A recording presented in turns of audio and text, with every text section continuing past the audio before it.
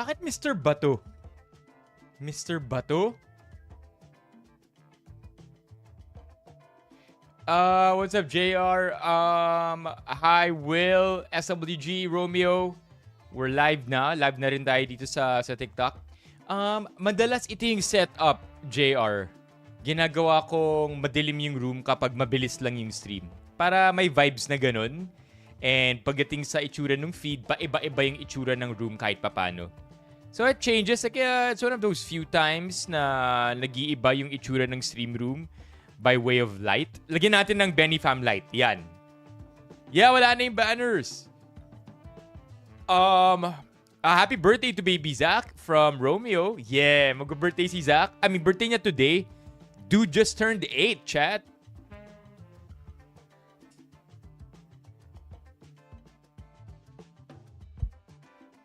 So, when we were first live streaming, si baby Zach, 2 years old. Sumasali si Bato. Si Bato de la Rosa, etong si Will. Sumasali si Zach dati sa mga streams more often than not.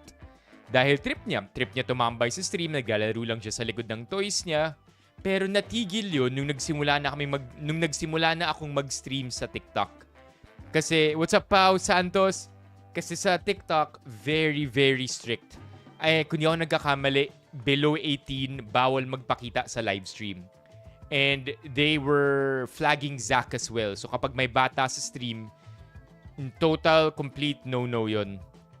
Kaya, simula nung nag-stream tayo sa TikTok, nawala na rin si Zach from dropping by the streams. Medyo late ko na gets. I would agree, Romeo. Medyo lutang pa. Reaction ko kay Punch? Ano nga ba reaction ko kay Punch? Siguro, wala na. Cute naman si Punch eh. I think I like the story. I like it whenever animals become viral sensations. Tapos, na-promote niya yung zoo. Which in turn, zoos, when taken care of properly, mga zoos, they promote animal awareness, taking care of animals, yung beauty ng nature. So, I'm all for it, right? Like, I'm sure Mudeng, the hippopotamus, and once upon a time, sino yung gorilla, chat? Who's the gorilla? Yung viral din na gorilla na had to be, you know... Who's the gorilla? Harambe. Si Harambe. What are we yapping about today? Tingnan natin. I haven't, to be honest, I haven't yet looked around the internet. Kung ano yung pag-uusapan natin today. But we'll do it together. We're gonna browse the internet together. Si Harambe. Oh, Chad. Yeah. Yummy? Ang Yummy po sa 2016. Anong? What? No! Gusto mo makita baluga? Punta ka dito sa YouTube. Makikita mo full screen. Yung stream. Si Benipayo yung username ko. Pony? Who's Pony? Pony viral animal? Meron bang pony? Na viral animal? I'm not quite sure either. But I know Mudeng and Harambe. Anyway, how are you all doing, chat? It's Wednesday today. Very, very busy start. Salamat, Josh. Very, very hindi naman sa pangit yung start, pero I had to go home to our family home para batiin si Zach ng maayos, ng happy birthday niya. And then mamaya magdi-dinner ulit. And then, before going back here to the condo, nagmeral ko ako para magbayad ng kuryente. Normally, nag-withdraw ako sa ATM sa katabi ng meral ko, pero sarado. So, naglakad ako papunta sa ATM na malapit sa ATM na yon, sarado. So, tumawid ako ng Commonwealth para lang mag-withdraw at bumalik all the way sa meral ko para magbayad. And let me tell you, chat, I'm ignorant enough to say that first time ko lang umakyat sa mga super taas na overpass. Let me see if I could show you exactly what I mean. Super taas na overpass. St. Peter Parish. Okay. Tama? Ito ba yun? Yes, sir. Ito yun. Chat, aminado ako. Check this out. Napunta. Whoa! Congratulations! Congratulations! Parang may kinasal dyan, ah. Teka, labas tayo. Paano lumabas? There you go. Okay, so ito tinawid ko to, chat. So ito yung Meralco. Pakita ko sa inyo, ah. Ito yung nilakad ko. Medyo wild. So ito yung Meralco. Okay. Ito yung Meralco. Kung saan magbabayad ako ng kuryente. Normally, cash lang tinatanggap nila. K-load lang kami, SWG.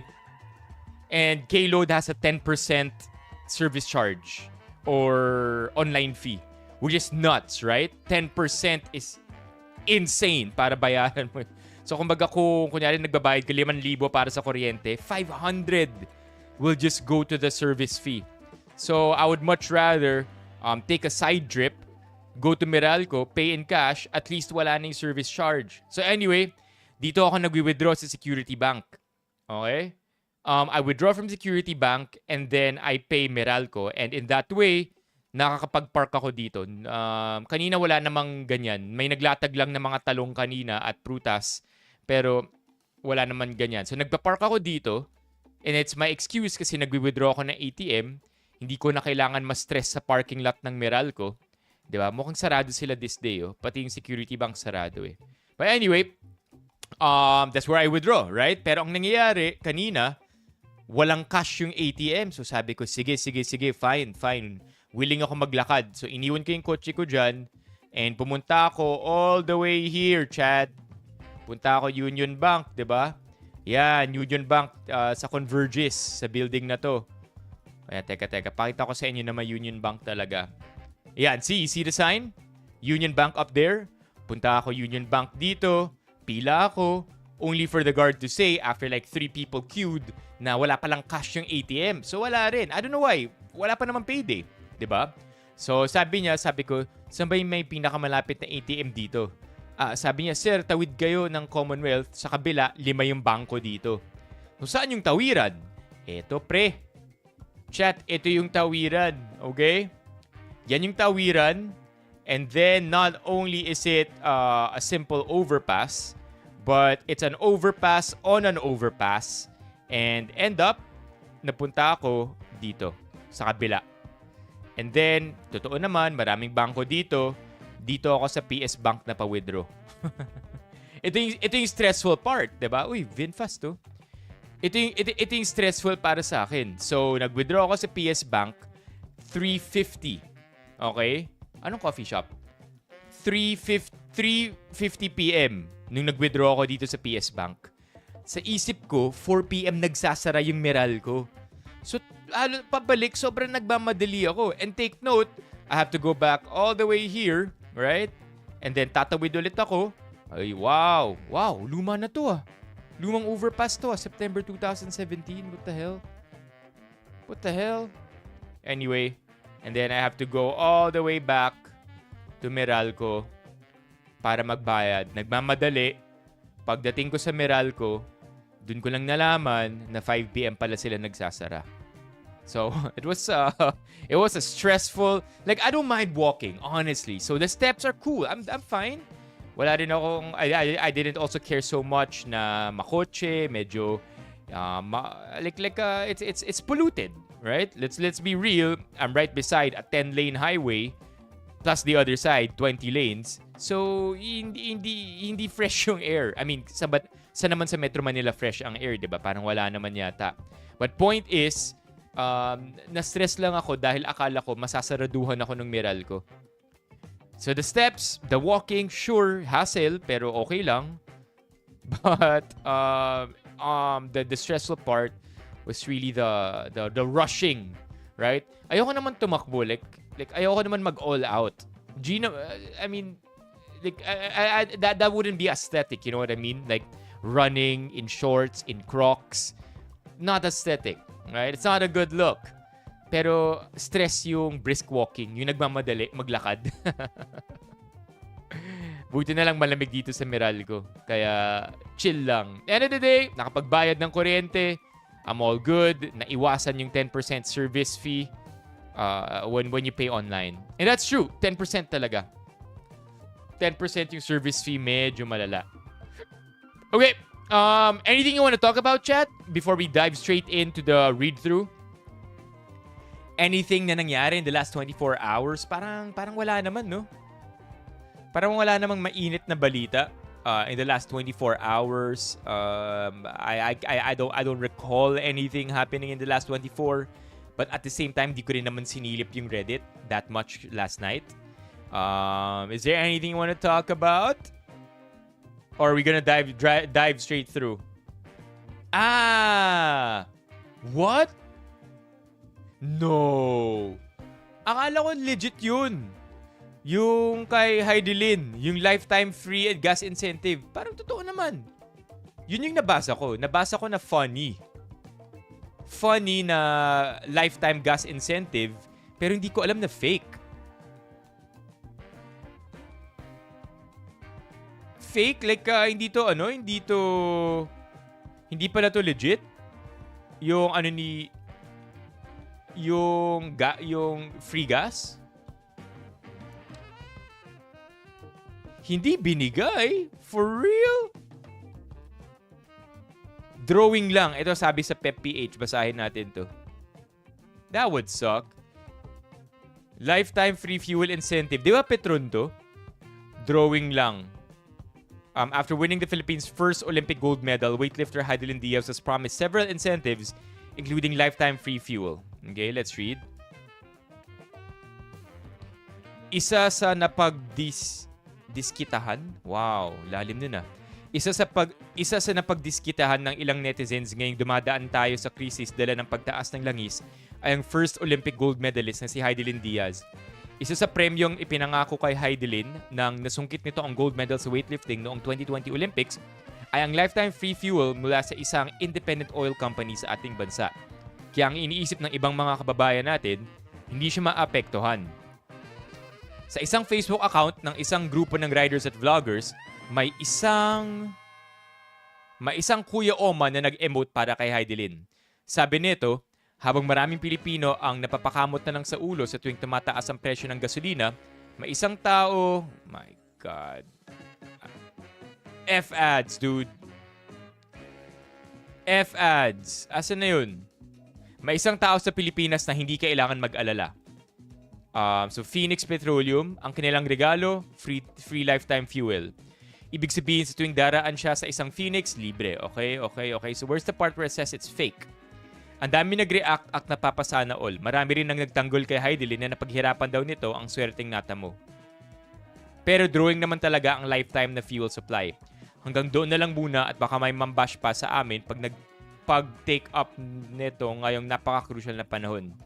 Pero wala ang lifetime supply na fuel na na-commit. Ang tanong tuloy ng iba, kaninong lifetime ba ang tinutukoy nila? What? Chat, this is a nothing burger.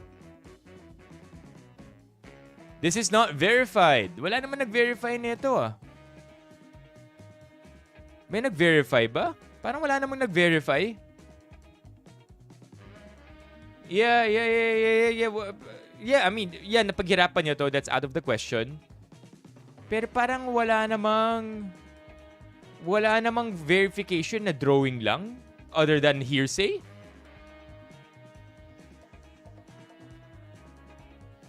Hearsay lang na hindi natuloy. I think it's not safe to assume. Parang di naman din sinabi ni Hidilyn mismo. Sa kanya lang na, if there's any one person we would know na fake lang to, it would be from her, right? Pero wala naman siyang sinabi. Oh?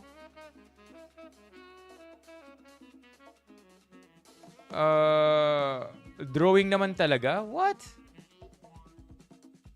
Hindi ko ugaling magyabang sa mga mamahaling lugar na napupuntahan ko, pero kanina galing nga pala ako sa gasolinahan. I see where Lucky Manzano gets his humor from. Yeah. Yeah, so, I mean, I want to see this develop, right? Na apparently hindi siya totoo. So, we'll see. But, so far, ito, Chika PH. Okay, that's one way. That's one. Yeah.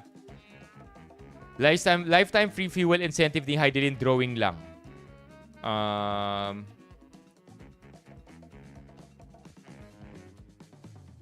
Ito, bilang manager ni Hidilyn, Sir Noel Ferrer, ano po ang masasabi? So, manager ni ni Hidilyn yung nagsilita. Drawing naman talaga ang lifetime supply.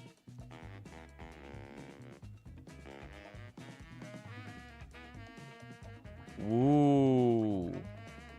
Okay. Yeah, yun na nga eh. Okay, so Noel Ferrer is quoted to say this. Kaninong lifestyle? Ooh. Kasi ginamit na lang yung image ni Hidilyn, di ba? This should be news. Ang paplastic niyo Phoenix after niyo gamitin image niya. If hindi natapad yon, ano na lang image ng company? Gobyerno walang isang salita, pati ba naman private? Hindi naman kasi literal na lifetime supply yun. Sinasabi lang to sound better. Pero usually, yung may amount na equivalent sa lifetime depende sa magbibigay ng supply. Yeah, I'm not defending or saying anything against the gas station or for the gas station. Pero, totoo to. Na kapag sinasabing lifetime, there's really just credit. Like, sabihin na natin, 5,000 pesos of gas a month. Yung reasonable, yung what would be the typical gas consumption. Like, if ako binigyan ako ng lifetime supply ng shampoo, hindi naman ako bibigyan ng shampoo hanggang sa the rest of my life, right? Like how do I say this? They will give me an amount of shampoo na hindi ko mauubos in one lifetime. That's what it means. Typically, it's not like they're gonna give me shampoo every time I need it. They're just gonna give me enough shampoo na technically hindi ko siya mauubos in my lifetime. And, not really accounting for expiration. I feel like it's all along the same lines. Kapag lifetime supply ng gas, siguro 5K a month. 5K a month, or kung if you drive your car every day, sabihin natin nagpapa-full tank ka every 2 weeks, 6K a month. 6.5, 7, 6.7, I don't know. Right? Hindi ko alam, pero that's typically what it means. Lifetime is just a marketing term. And that goes for everything, right? Even for flights, even for most of what lifetime is considered to be lifetime, it's usually gauged onto an average consumption of their consumers. So it's not that it's unfair, right? But it's one thing to consider hearing from the news. Okay. Meron pa link si Romeo galing Phoenix. Love the quick research here. Wow. Okay. Phoenix to award Hidilyn with 5 million and lifetime free fuel. There you go. Yeah. Okay, you know what, chat? Yeah, Pao. Past today birthday ni Baby Zach, pamangkin ko. Kagabi birthday ni Mommy Keiko. Kahapon rather. So, the past few days have been very busy. Even on Thursday, up until tomorrow, hapon yung magiging stream natin. Kasi Thursday evening naman, meron naman akong a-attendan na play. So, Friday, magiging SOP ulit. Or, yeah. Magiging status quo. I don't know what word I'm gonna use. But basically, Friday ulit, magiging gabing stream. But this one, chat. I think it's worth holding all reactions for now. Wag muna nating biglain to. Hi, Jojo. Kung totoo yan, lilipat ka dito sa YouTube. Live din ako dito. Same username, si Benipayo. I don't think based from this short piece from PepPH na dapat mag-react tayo kaagad. 'Di ba? I feel like it's worth I think like it's worth seeing this story develop muna. Okay? Perhaps hearing a little bit more from Noel Ferrer or hearing a little bit more from Phoenix or Hidilyn mismo before we jump to conclusions, because we have yet to hear other sources report this. Okay, kulang pa, kulang pa. BAU, yon, pwede BAU.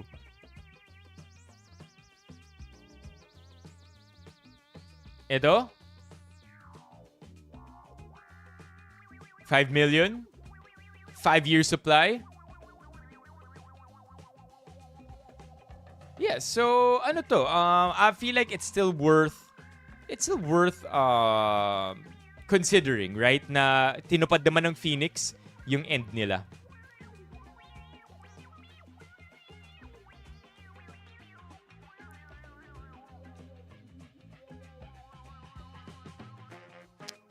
Free fuel for 5 years on top of the cash grants. As previously announced, Hidilyn will get free Phoenix fuel for life via the Limitless app. So ano? So 5 years worth of fuel para sa mga Olympic medalists natin. And then si Hidilyn, siya yung magkaka-free Phoenix fuel for life. Okay, yeah. Yeah, I mean, I get it. Medyo nakakangarag itong comment ng Pep, no? Or yung source na, I mean, Pep is not, I wouldn't say Pep is not credible. But Pep, with the nature of it being a, ano ba ang Pep? Gossip website? Tabloid? I'm not gonna say they're not credible, but I'm not also going to say that with just this piece of short text na automatically okay na, like credible, sila na yung paniniwalaan. So they're kind of in between for me. Gray area sila. That's why I want to see, again, either more stories from Pep, more stories from other social media outlets, Phoenix or Hidilyn talk about it. Hold muna tayo ng emotions natin and not jump to conclusions. Okay?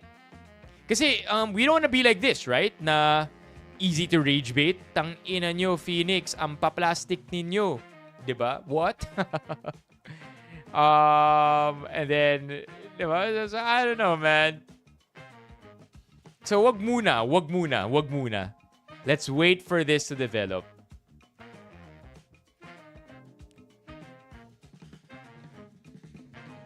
Yeah, I get it. Yun na nga, diba? Yung manager mismo yung nagsabi, so may truth to it. But I think with only... Okay, here's the thing. It's not that it's only Pep who reported it, right? But it's only one source. Normally, kapag gusto natin magbigay ng maayos na reaction, we want more credible news sites. Or not credible news sites, but sources. More sources to pick up information from. Because normally, Pep picked it up. So great for Pep. Kung totoo to, amazing. Sila yung nauna. Right? But we want to wait and see what other typical news websites or even tabloids or gossip sites will do. Pipick upin din ba neto? Dinala neto? Are they still in the process of confirming kung totoo ba yung sinabi ng manager? Or is this something that Pep just entirely construed? So, yun yung kulang eh, di ba? So, I guess mali yung sinabi ko nung una na hindi, it's not that Pep is reliable or not, gray air still. No.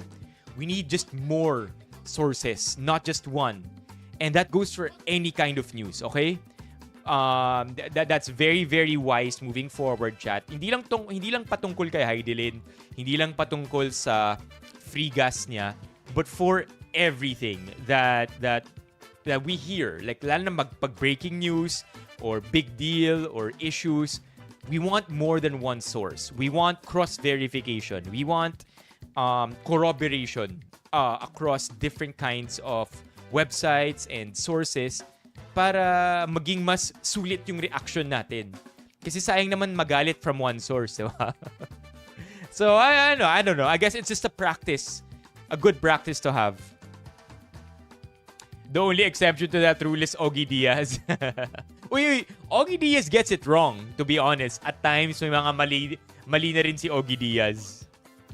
May mga times mali siya. And sino pa ba? Sino pa yung isa na nagkakamali rin?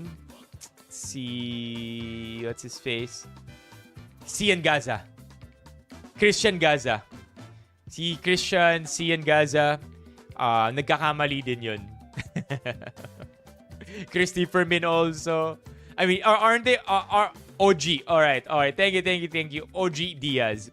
Aren't they the trifecta of news? We have Christy, we have OG, and we have Cian Gaza. Honestly though, if I were to follow any of the three, I know I'm gonna get hate for this, and that's okay. Dun ako kay Cian Gaza. Because lakas ng tama nun eh. That guy knows how to... Not that guy doesn't just stir the pot. He adds comedy to it. And a lot of the times, he can get it wrong, right? But for the time being, the unverified information, laugh trip din yun humirit eh. Yeah.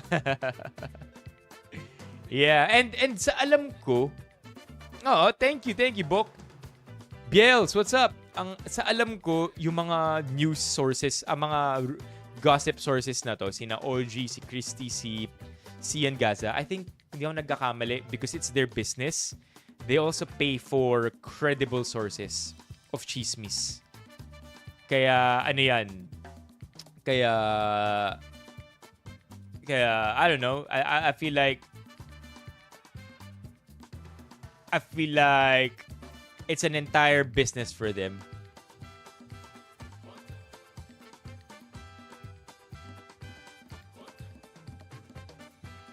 Correct, Romeo. Right? That's the thing with tabloid and headline reading and all of these, right? You never really know.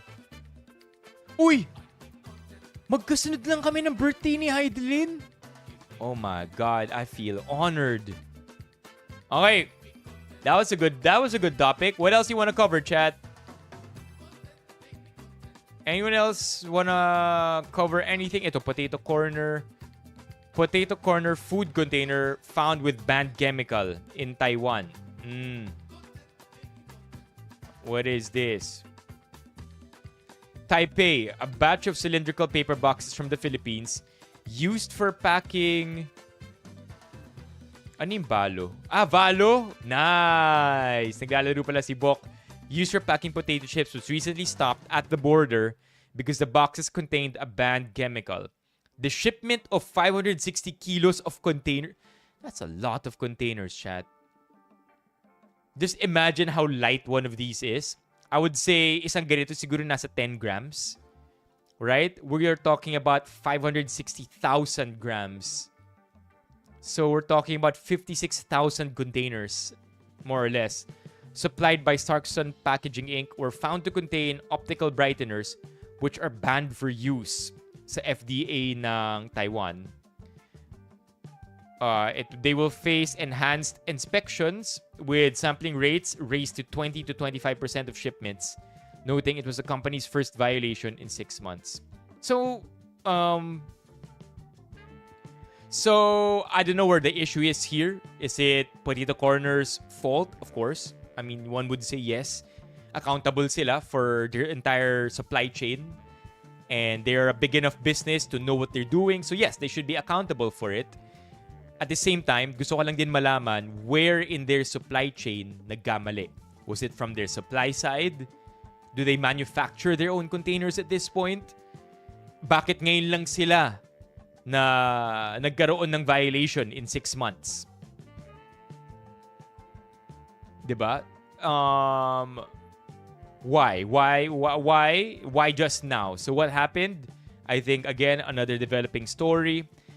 Does this mean kahit yung containers natin dito sa Pilipinas may banned substances or banned chemicals? We don't know. Could be. It depends if part ng international supply chain nila of containers yung supply chain dito sa Pilipinas. Does this speak about the company? I don't know also. Too little to know. Again, it sucks. Ang boring ng take. But with only this to work with, it's not worth making a big reaction to. I mean, we've learned from the past, right?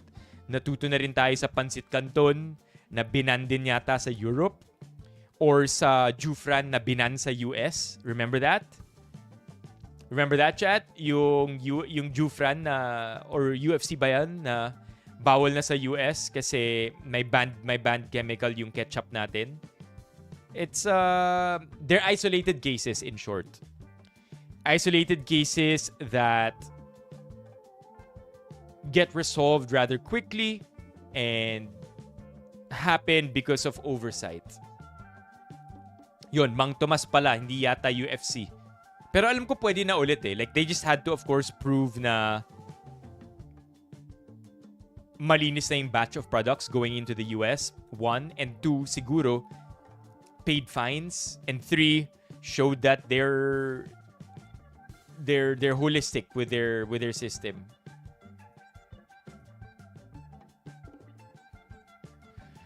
The seasoning in potato corner should be banned as well. It's too good. Useless FDA. Yes, corrupt. Halos lahat ng agencies dito sa Pinas, kahit COA, kahit COA, kahit Commission on Audit, tas magdadagdag na naman ng mga department at agencies para i-monitor yung corrupt. Dagdag lang ng dagdag, puro corrupt naman. Yo, that's a fair point. Right? Like we have agencies that look after businesses, but we have agencies that look after the agencies that look after the businesses, and then we have agencies that look after the agencies that look after the businesses. Yeah, fair point. Fair point. More reason not to buy this shit again?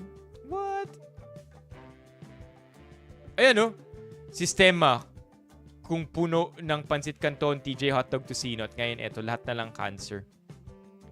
Yeah. I mean, fair point, chat. Fair point. And buti na nahuli. Yun yung importante. Buti na nahuli para ibahin ka agad yung sistema. Tanghalan ng kampyon.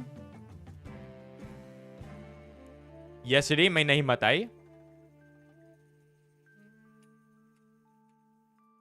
Check natin, ha. Ang bilis ng oras. Hanggang 6 lang tayo mag-stream. Ba't ang bilis? Kahapon, no? Hinimatay sa gitna. Okay, let's see. I hope she didn't hit her head. I hope she's okay. Hinimatay ang... Ba't iba na naman? Iba-iba ba parati, chat, yung nagre-report ng Chika Minute? In my head, it's just always Iya Villania. 7-time defending champion na si Eula Bautista sa gitna ng kanyang performance sa tanghalan ng kampyon ng TikTok Clock. Unless you make it through the night. Uy! Biglang bumagsak sa stage si Eula sa gitna ng kanyang back-to-back tapatan performance laban kay Princess Palti. Mabilis namang lumapit ang medical team at inalalayan ang isa sa mga grand finalist. Nasa maayos na siyang kalagayan ngayon pero patuloy pa ring inoobserbahan. Umaasa ang buong TikTok Clock team na umayos ang kanyang... Could be fatigue. Could be fatigue. Could be nerves. Could be anxiety. Could be many different things. Kulang sa tulog. Kulang sa kain. Kulang sa tubig. Kinakabahan. Wala yata ang balita pa dito, no? Eula Bautista. Yeah? 5 days ago. Oh, let's see the TV coverage, the actual. Days, unless you make it through the night. At least she fell properly, chat. At least she fell properly. Right? She fell properly. Imagine if nabagok yung ulo niya. Oh, look, oh. That's an insane fall, though. She dropped the mic, too. Hindi naman... okay, so she fell on her ass. That must hurt. But better than falling on her head. And look, see? She broke her fall with her arm. And... looks like her arm caught her head. Yeah. Pwede. Masikip din yung suot niya. Di nakahinga ng maayos. Let's play this back in slow-mo. 0.25x. See? Dropped the mic. Fell down. Yeah, fell on her ass, her left butt cheek, which is at least, right? If you want to fall, chat, you want to fall on your butt cheek. You also don't want to fall on your tailbone kasi mabubugbog yung tailbone mo nun. And then, super swerte. This for me is the best one of them all. Kasi you can fall on your butt cheek but still have enough momentum na matamaan yung ulo mo sa sahig ng malala. Pero sinalon ng braso niya yung ulo niya, oh. See? Nagka-presence of mind ba yata siya, eh? Okay. So, fair. Sino to? Feline Lucky.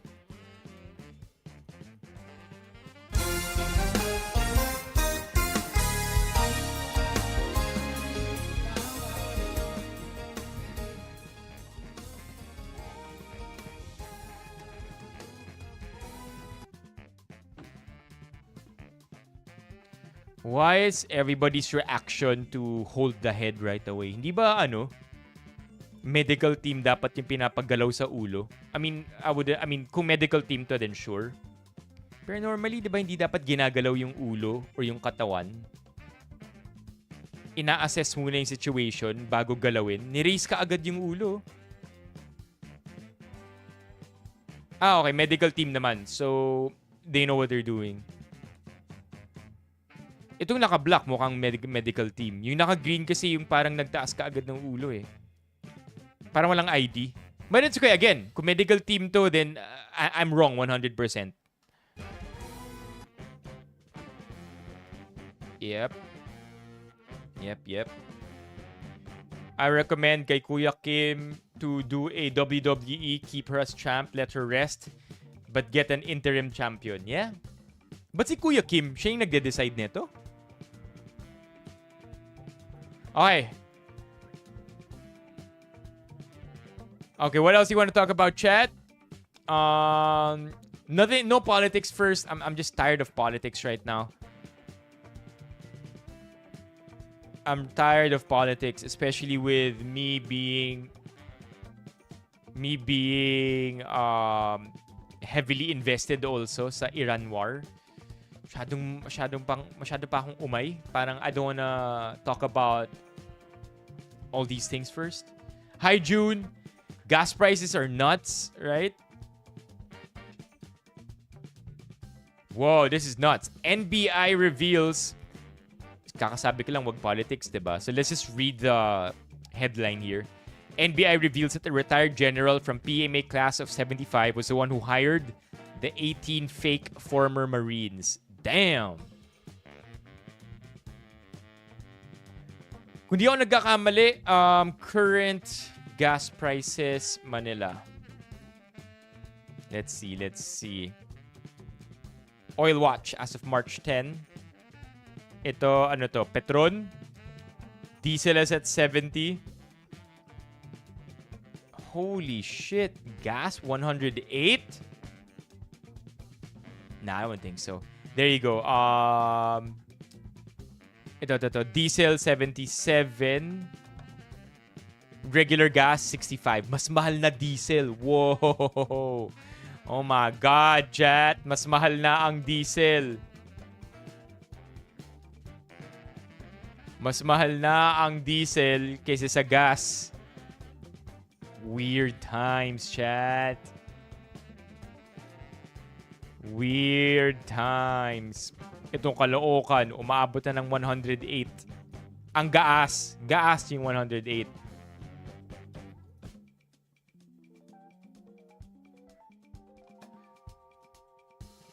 Saan to?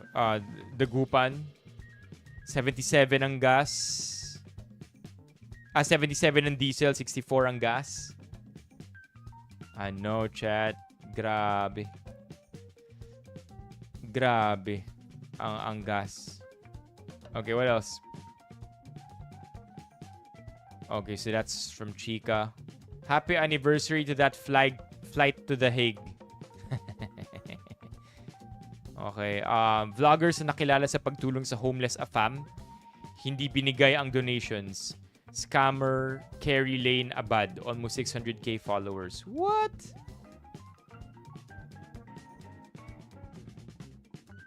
Haven't received any donations by it. I'm looking for the comeback.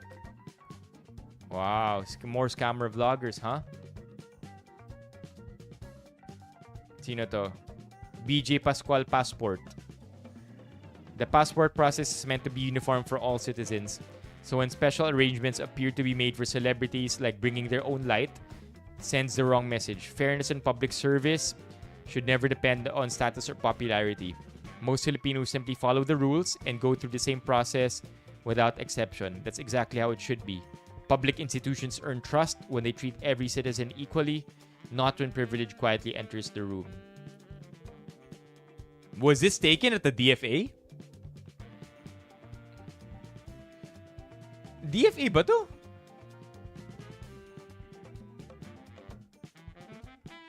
Parang... Let's look at this. I'm sure it's a TikTok. BJ Pascual. Wait, BJ Pascual TikTok. It kind of feels like nasa studio siya, tapos nagpicture siya ng sarili niya, tapos yun yung sinabit niyang passport photo. Saan na yun? Was it taken down? Looks like it was taken down.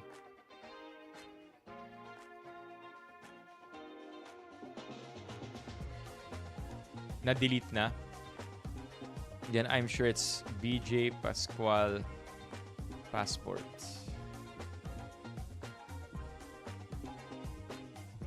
Wala.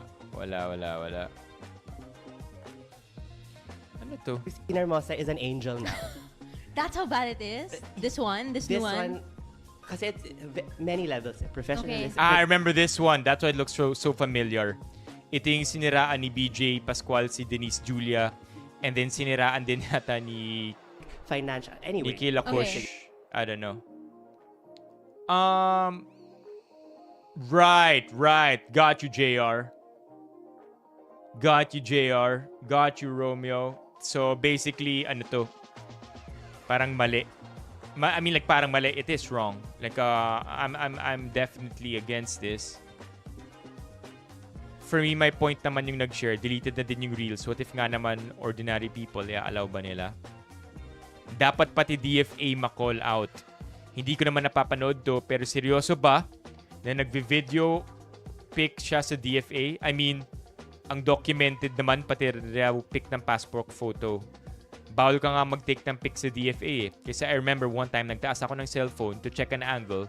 Tapos nilapitan ako ng guard. Sabi ba, yeah, di ba bawal nga?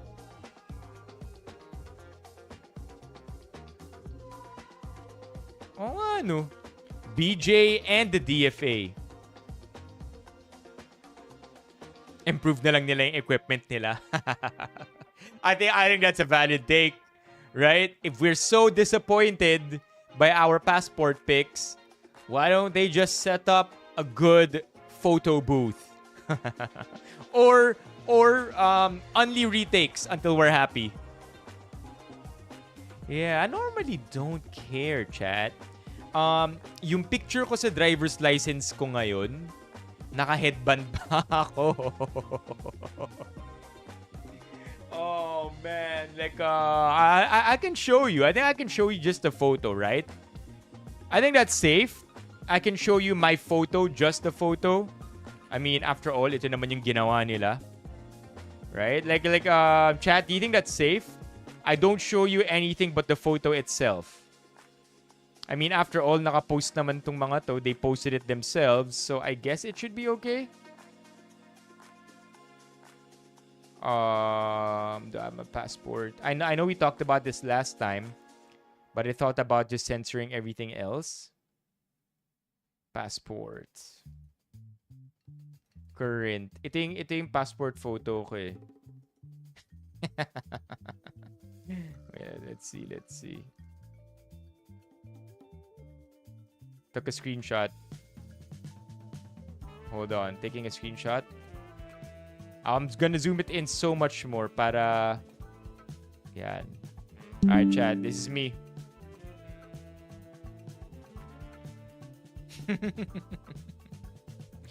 That's me.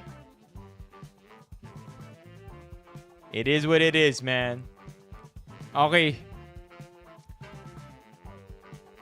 Fucking superficial. Unfollowed him, kairita. When I saw that, yeah, man. Yeah, I mean, it's not a good look on him, that's for sure. Not a good look on the DFA either. Okay, let's look for something else. Let's end with something nice. Walang dress code ang sexual violence. Ooh. I remember. Parang narinig ko to. Yo, this is good. Okay, I don't wanna... Maybe it's not gonna be the most positive note, pero at least strong message. Okay, so hindi ko alam kung saan to, pero kung di ako nagkakamali, ito yung mga damit ng mga kaso ng sexual harassment and assault. And dito natin makikita na wala sa pananamit ang sexual assault. Victim blaming. We talk about this a lot. Yung may kasalanan, yung gumawa ng kasalanan. Okay? It's never the victim's fault. Mga damit ng bata at toddler, mga pantalon at mahahabang palda, ilan lamang ito sa mga damit sa mga exhibit na ginawa ng grupong Respeto Naman simula 2018. Anila ito ang suot mismo ng iba't ibang survivor ng sexual abuse at harassment kung kailan nangyari ang krimen laban sa kanila. Makikita rito ang litrato ng isang mall exhibit. Walang dress code ng sexual violence. According to the Center for Women's Resources, 7 out of 10 victims are children. No victim is ever asking for it. Sexual violence exists because there are perpetrators of sexual violence. Rape happens because there are rapists. Dagdag nila. Hell yeah, chat. So, I'm 100% for this. Don't think I can add anything else that's valuable. So we'll leave it at that. Okay, we'll leave it at that. Crazy yung double standard quote-unquote ni Ann Curtis. I'm not for that either. Yung mga nagsasabi, talaga lang Ann ha, kaya pala nag-calendar girl ka ng Tanduay. Or tama ba, Tanduay? Or kaya pala nag-post ka ng ganito for this brand. Bro, come on, that's a red herring. Again, yun yung usong logical fallacy ngayon ng mga troll online. They bring up a totally different issue to tie the two things together when in reality, if anything, ibang issue yun that should be resolved on its own. If it's even an issue. Minsan nga walang issue di ba? Nagbihis si Ann Curtis for the Tanduay calendar. Ililink nila yon sa pag-validate ng imagination ni Suntay na dapat okay lang yun. Kasi nga, si Ann Curtis, ginagawa niya naman sa sarili niya yung pagka-calendar. What the fuck, bro? No, if anything, she's doing that because she feels empowered and she feels great by doing it, right? She's confident in her own body to do it. And she's doing it because she wants to. Pero pag pinagnanasahan siya na ibang tao, ginugusto niya ba yun? I don't think so. So it's a red herring. It's not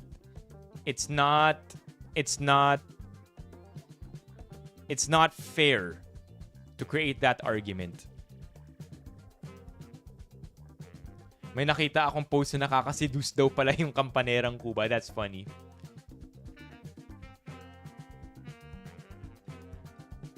Ano yung argument kay Vice? What's that? Ano yung argument kay Vice?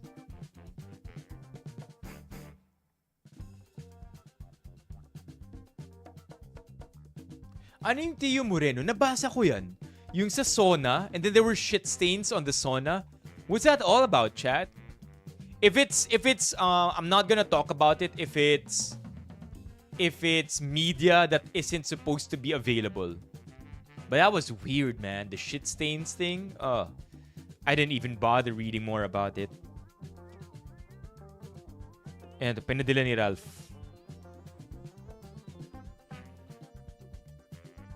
Hapon.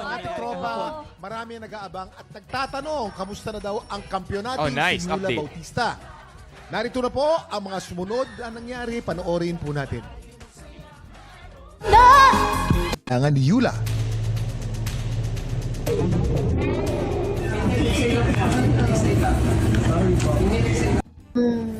Nag-blackout. Ang sabi po nung medic, yung case po na nangyari sa akin is lack of oxygen. And number one cause is yung corset po na... Yon, tama. Sino yung nagsabi na masikip yung damit? Tama. Okay. Got it, Ephemeros. Won't talk about the shit stains. Are they even shit stains? Are they shit stains, though? I trust you with that, Ephemeros. Okay, I'm happy they're shit stains. I'm happy they're shit stains because if anything else, right, if you would want stains on those things, it might as well be shit. Not dried blood. Oh, I said it out loud.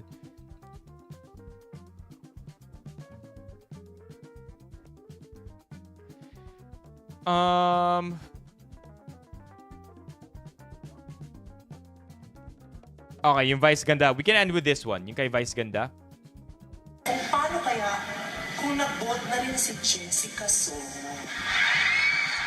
Ang launching ng pelikula ay tinimbang ka, ngunit sobra.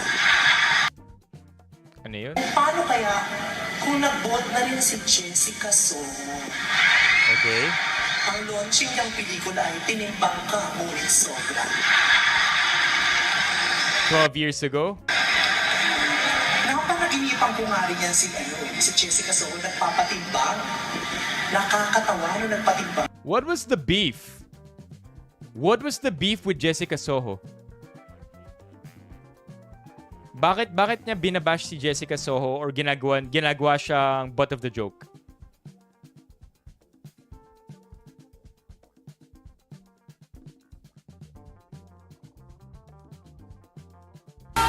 Again, thank you so much for giving me the floor. Okay, I just want to make things right and I want to make this day a beautiful one. And let's start this right.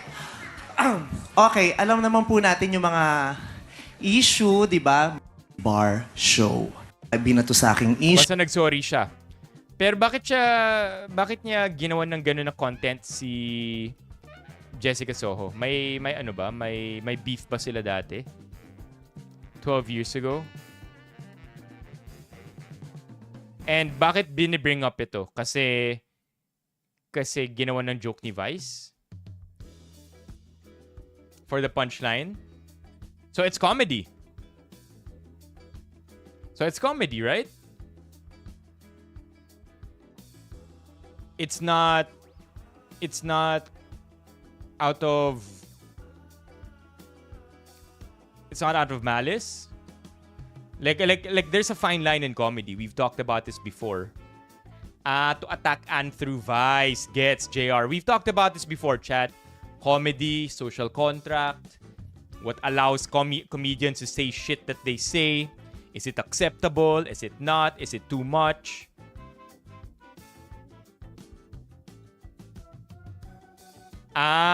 Gets. Quite siya noon about that. Pero sa issue, I don't know. Yeah. Siguro, ang iniisip ko dito, there could be a million reasons kung bakit hindi niya pinag-usapan yun, yung kay Ann. What's the exception fallacy?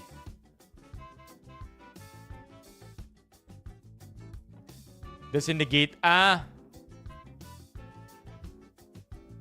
from a single case or a few exceptional instances. Yeah, I mean, yung brand of comedy ni Vice, if RB is correct here, sinasabi ni RB na a decade ago too problematic. Right? But again, when it comes to comedy, are these jokes valid? Depends, I guess. Na-earn niya na ba yung right to say it? Right? Because sometimes comedians have the right to say weird shit.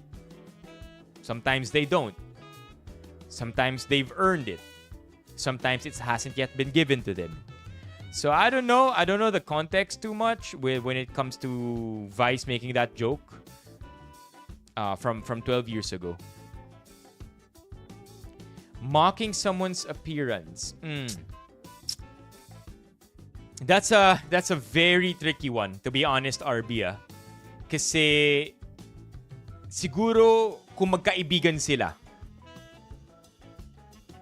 pwede pa.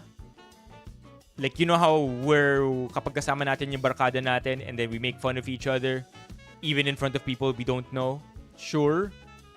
But again, it's a very, sobrang interesting ng stage ng comedy. And what they can do, what they're not allowed to do. Vice mocking other people's appearance, is it okay? I don't know. Hindi ko ganun kakilala yung brand of comedy ni Vice. But if there's one thing I know, Vice makes fun of herself. Right? She makes fun of herself and her own appearance. Is that enough for her to make fun of other people? Does that kind of balance things out? Is that enough for her to gain that social contract? Na okay lang, napagtripan niya rin yung ibang tao kasi pinagditipan niya I don't know. Like, I can't tell. It also depends on culture. Kultura ba natin dito sa Pilipinas? Okay lang tayo sa ganun? Kasi sa US, they do it all the time. Diba? When you watch your favorite comedian in the US, they're literally making fun of anyone and everyone. And that's supposed to be okay. Pero again, US comedy yun. Iba yun sa atin, iba sa kultura natin. So, it's very nuanced is what I want to say pagdating sa comedy. Ayun. O kung inamin ni RB, sabi ni RB, kung inamin ni Vice, o di ibig sabihin, may mali talaga. Siya ni mismo yung nagsabi.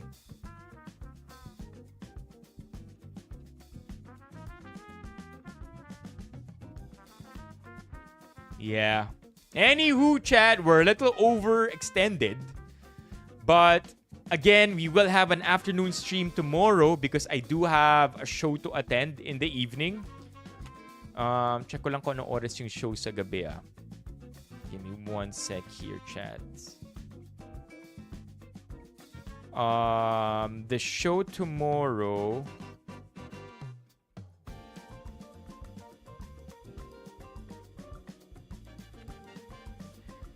The show tomorrow, just want to check. I don't want... Okay lang maging busy, honestly, SWG. Basta yung gabi, libre or bakante. Because that means we still get to stream on time. And properly. I mean, on time is questionable, But at least we get to have proper streams. Like, proper 3-hour streams, right? But, hindi nag-load ng maayos yung Instagram ko. But, streams at this hour, parang I'm not as happy, not as fulfilled, because syempre mas masaya kapag nagkikita-kita tayo ng maayos and mas matagal. Is it me or is there something wrong with Instagram inbox? Parang may problema yung Instagram inbox, no? But it seems like the play I will be watching will be at 7:30. Down ang DMs, yeah? 7:30 yung play ko bukas. Oh, since this morning. I didn't know this. Okay, so chat, let's wrap this stream up. I'm very, very thankful na kahit sabog yung schedule, kahit papaano nagkikita pa rin tayo. And if you made it all the way to the end of this stream, or of this VOD, comment VOD Squad in the comments. Just so I know kung sino yung nanunood ng VOD after the stream. And if you don't know what VOD is simply video on demand, meaning to say when the stream is over and the entire stream gets uploaded to the channel, pinapanood pa rin yung VOD. Okay? Dinner will be QC lang. Sa area lang namin dito. Kagabi SWG, yung dinner namin was at Burnt Bean. So, doon kami kumain. Sarap naman yung pagkain. I would say, burnt bean din yung kinainan namin. nung birthday ko last year ata. Not this year. Masarap yung burnt bean, pero feeling ko mas sumarap pa siya. No. 2 years ago. 2 years ago, nag-burnt bean. And mas sumarap pa siya when we tried it last night. Yeah.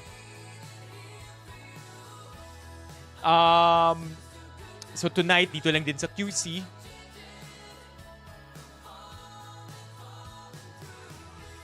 I'll see you tomorrow, chat. Hapon ulit. You're semi-broke, but you have a nice phone. Sa Sundays kayo. Nice. Very appropriate. Okay, I'll see you again tomorrow, chat. Have a great evening. And what's this thing that we say before we end the stream? Bawal na flat tire. Let's go! Let's go! Happy birthday daw kay Zach and kay Mommy Keiko. Let's go! W's in the chat. Chat, wag magpapa flat tire, okay? Iwas flat tire and stay healthy. Bawal ma-flat. Yes, sir! And don't forget batiin ng Joe, I suppose. Bye-bye, everyone. See you tomorrow afternoon, okay?